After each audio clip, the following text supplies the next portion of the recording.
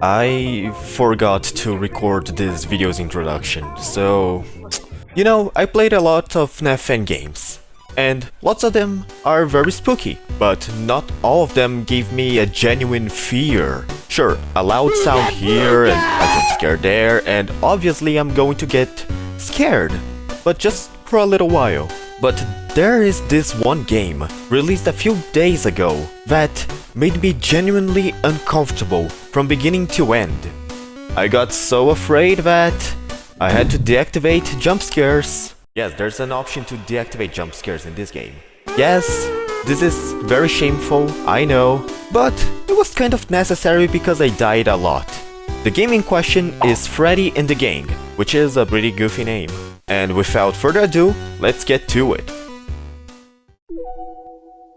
Before every night, we get an email that basically acts as the usual phone call. Our sender is Ralph, the OG phone guy, and our character is most likely the night guard from FNAF 2, Jeremy Fitzgerald. This email is basically one big lore dump, so I'll try to summarize it. Back in 1992, there was a big earthquake that affected the state of Utah. In particular, a shopping mall got so wrecked that no one ever tried to salvage anything inside of it. Until now. A mysterious employer hired Ralph and his team of contract renovators to look after the wreckage of an old pizzeria, Freddy Fazbear's Pizza, that was inside of the mall, and retrieve the old animatronic mascots. And you were tasked to watch after the animatronics inside the warehouse. This first night doesn't have any animatronics active, so it's kind of a tutorial. Sort of. The game doesn't really hold the player by the hands. They don't show what each button does, so this first night is for you to find out what you have to do. The mechanics in this game are very unique, but also super confusing. If I explained everything now, it would get a little bit overwhelming, so I will explain the mechanics as the video progresses, okay? Finishing the tutorial night, we get a little cutscene with a salvage. Our tasks are plug the monitoring device, play the audio sample, use the flash beacon 3 times, and finally, apply voltage to the character. Or, if you prefer, administer a controlled shock. And then we can go on. If I didn't notice the top of the screen. Don't leave yet. Don't hurt us. He used to hurt us. Wow, that's sad. It's not always that we get to hear the children talking directly at us. That would mean a lot if you weren't trying to fuck me up. On the actual first night, Monday, Bonnie, which was the character salvaged, is roaming around the warehouse. To monitor the animatronics, we can use this PC right in front of us. Just like in Five Nights at Freddy's 6, there are some programs that we can use, and one of them is motion detector. We have 3 charges that are restored with time. We just have to click in one of these icons to scan the area, which is about 25% of the warehouse. Bonnie always starts at the upper left corner, and he is attracted to the sound of the ventilation fans. Using the program Status, we can see that there are 9 fans in total, and we are right here, below fan H. So, looking behind us, there is a breaker box. Using it, we can turn on and off any fans. And I thought that this was genius, because it would act similarly to the audio in Five Nights at Freddy's 3, where we could deactivate some fans and activate others to lure Bonnie. But I am not really sure if this is how it works. Out of the 9 fans, only one matter, which is fan H. Did I mention that the ventilation is super loud? Yeah, by turning off the fan H, we can actually hear something. But the temperature will also increase a lot faster. Anyways, to deal with Bonnie, you have to left click on those hallways in front of you to use your flashlight. If you see Bonnie, you just have to turn off the fan H and avoid using the PC to not make any noise, and then Bonnie will just go away. So it's kind of like the mask from FNAF 2. It took me a while to understand how Bonnie worked, and to be honest, it felt very unnecessary to have so many fans if we only need to deactivate one.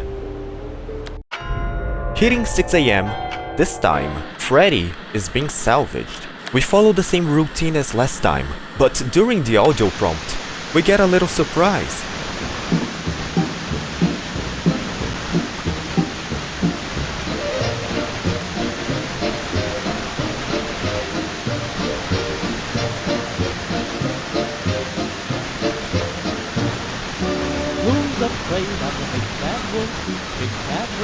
Usually in fan games, when there are cutscenes like this, it's always the same thing, so it gets repetitive really fast. But in this game, every salvage has something unique, and that makes it so engaging.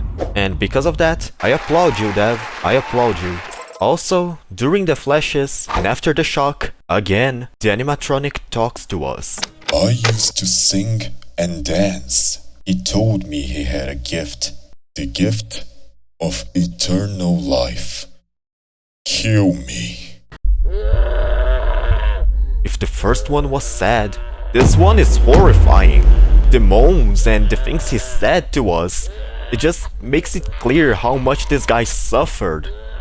And also, I really like that this pose is basically the same from Springtrap. On Tuesday, Freddy becomes active. He will not visit you, but he will go to the generators. There are 3 generators, and you can check on them with the last program, Monitor, that are basically security cameras. Occasionally, you will see an animatronic moving in the direction of the cameras. That is Freddy.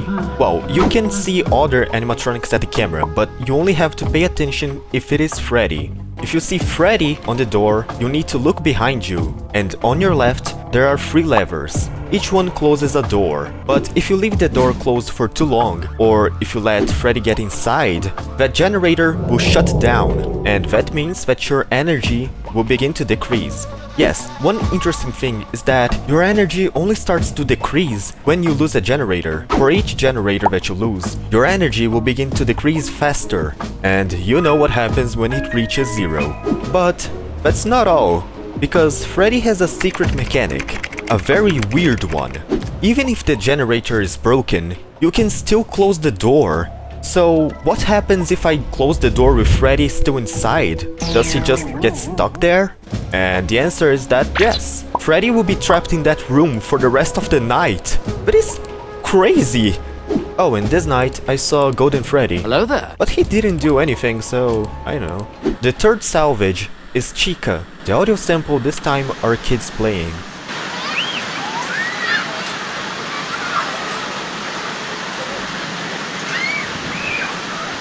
Ominous, and that triggers her.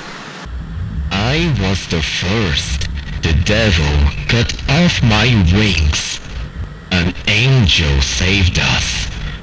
But the devil will return. He always does. And after that, everything goes as usual. Off to Wednesday. Chica starts on the upper right corner and will make her way to you. In the email from this night, Ralph says that Chica is sensitive to lights, so kinda like Foxy in FNAF 2, right? I just need to shine my light at her and she will go away. Then why is it not working?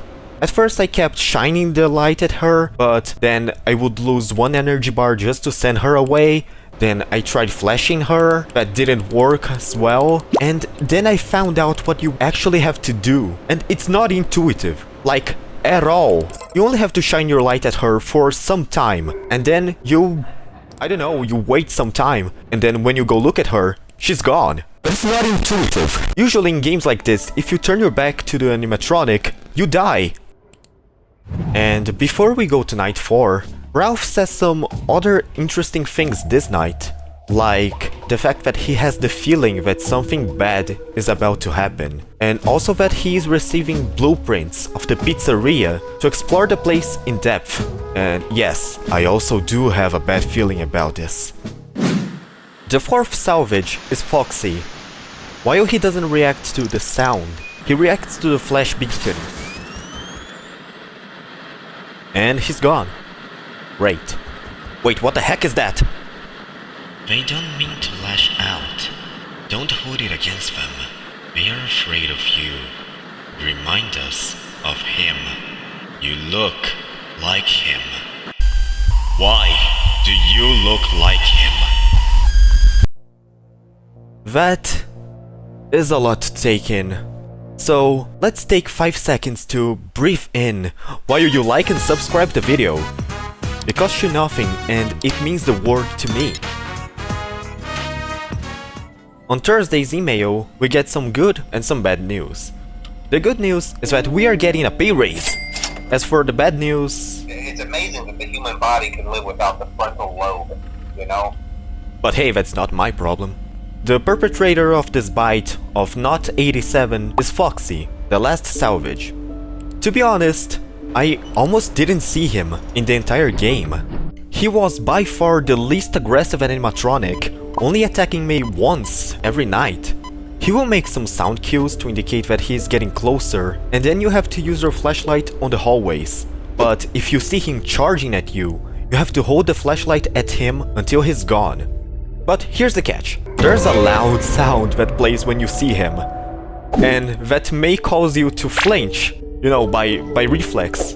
And if you just stop shining your light at him, if you point the mouse at somewhere else, you die. So yeah, I died by accident. A lot. Also, this night, Golden Freddy began to appear in the cameras. I don't know why, I don't know what triggered him. I don't know if that is an Easter egg or not, but he wasn't a problem overall, so I don't know. And as expected, there is no Salvage this night. Friday does not introduce any new character.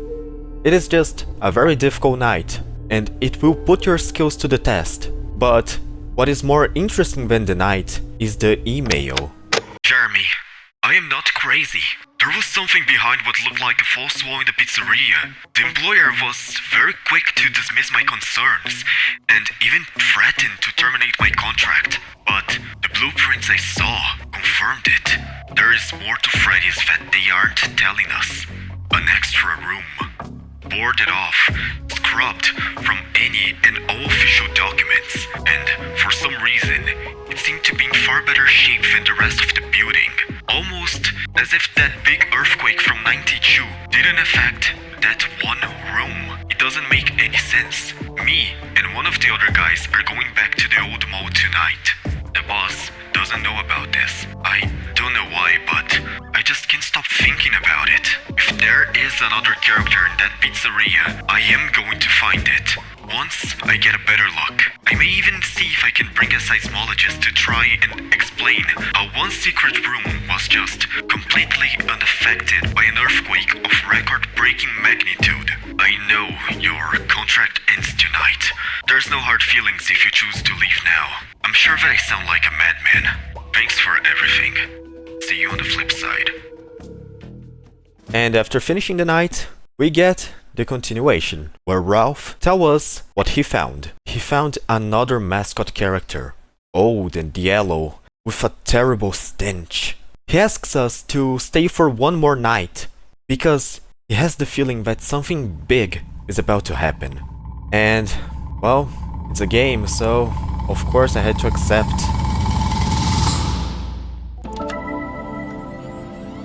Jeremy, I hope to God you're not in that damn warehouse. I'm writing this email because you wouldn't pick up your phone. I'm not going anywhere near that place ever again, after what happened today. I now understand why that monster was locked away to be forgotten. It killed everyone, all my co-workers, my friends. I don't even know what that thing is or how it's capable of any of this. But it's pure evil. It pile up their dead bodies like animals after a hunt. Then it tore the other mascot characters like they were stuffed toys, and I could swear that he was laughing. It is not like the others. They're like animals, lashing out in fear. But this is a predator, hunting for sport. I think I let the devil out, Jeremy. May God have mercy on your soul. So, it doesn't take a genius to figure out that the last mascot is Springtrap. He's the only threat on Saturday, and is by far the most complicated character. The email doesn't give us any information of what he does, so again, it's up to us to find out what to do. Okay, first things first. He has a laughing track that indicates that he will either attack the player or attack the generators. After you hear the laughter, you need to turn off the fan H and listen carefully. If you don't hear footsteps, then he is at one of the generators, and so you have to shut the corresponding door or trap him. But spoilers, it doesn't work forever. But if you do hear footsteps, then listen carefully. He will walk and stop and walk again, stop, and when you are sure that he stopped moving and he's not going to move again, flash him. And I died countless times because I didn't know if he can appear in the 3 corridors or only in the middle one. I was too early, I was too late. But luckily for me, I got a really good RNG on my last run. Afton only attacked me once on that night. I managed to trap him for a while, and he spent the majority of the night there. I don't know why. I think he felt bad for me and let me win for once. So, thanks.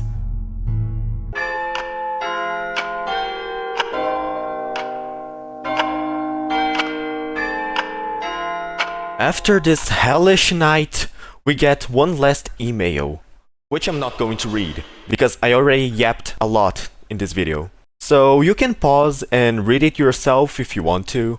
And there's the ending.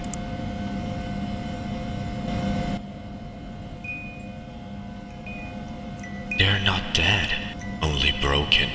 I will put them back together. Will you help me?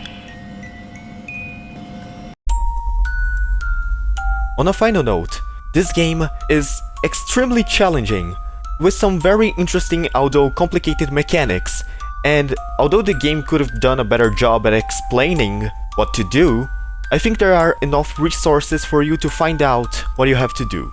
The story is an interesting reimagination of the FNAF canon, and it leaves a lot to interpretation, with the emails doing a great job at explaining what happened, while also developing Ralph as a character. By all means, I'd rate this game a 9 out of 10, and I'd even go as far to say as this is the best FNAF fan game that I played this year. But what do you guys think? Do you like the game? Would you like me to play another FNAF fan game? Tell me in the comments, and hopefully I'll see you again next video. Until then,